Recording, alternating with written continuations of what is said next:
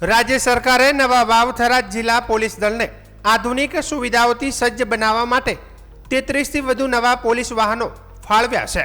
આ વાહનોમાં વજ્ર વાહનો, એમ્બ્યુલન્સ સહિત વિવિધ પ્રકારના આધુનિક પોલીસ વાહનોનો સમાવેશ થાય છે। આ નિર્ણયથી સરહદી વિસ્તાર ધરાવતા વાવથરા જિલ્લામાં સુરક્ષા વ્યવસ્થા વધુ મજબૂત બનશે તેમજ પોલીસની કામગીરીમાં ઝડપ, કાર્યક્ષમતા અને સજ્જતા વધશે। નવા વાહનો મળતા પોલીસ દળને કાયદો વ્યવસ્થા જાળવવામાં, ગુનાખોરી સામે અસરકારક કાર્યવાહી કરવામાં તેમજ આપાતકાલીન પરિસ્થિતિઓમાં ઝડપી પ્રતિસાદ આપવામાં વધુ સરળતા રહેશે। ખાસ કરીને સરહદી વિસ્તારોમાં પેટ્રોલિંગ અને દેખરેખ વધુ સઘન બનશે, જેના કારણે લોકોની સુરક્ષા વધુ સુનિશ્ચિત બનશે।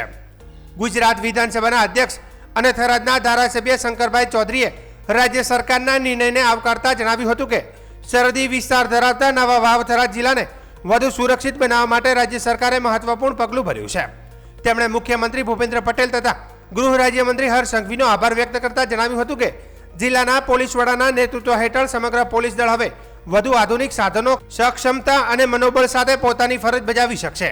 શંકર ચૌધરીએ વધુમાં ઉમેર્યું હતું કે રાજ્ય સરકાર તરફથી મળેલી આ ભેટ પ્રજાની સુરક્ષા, કાયદો વ્યવસ્થાના જતન અને પોલીસ સેવાને વધુ અસરકારક બનાવવા માટે અત્યંત ઉપયોગી સાબિત થશે।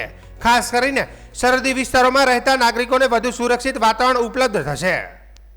સરહદી વિસ્તારને વધારે સુરક્ષિત બનાવવા માટે નવા નિર્માણ પામેલા વાવથરા જિલ્લાને આજે ગુજરાત સરકારે 33થી વધારે અલગ અલગ વજ્ર સહિતના, એમ્બ્યુલન્સ સહિતના વ્હીકલો આપીને પોલીસ દળને વધારે શક્તિશાળી બનાવવા માટેનું કામ કર્યું છે।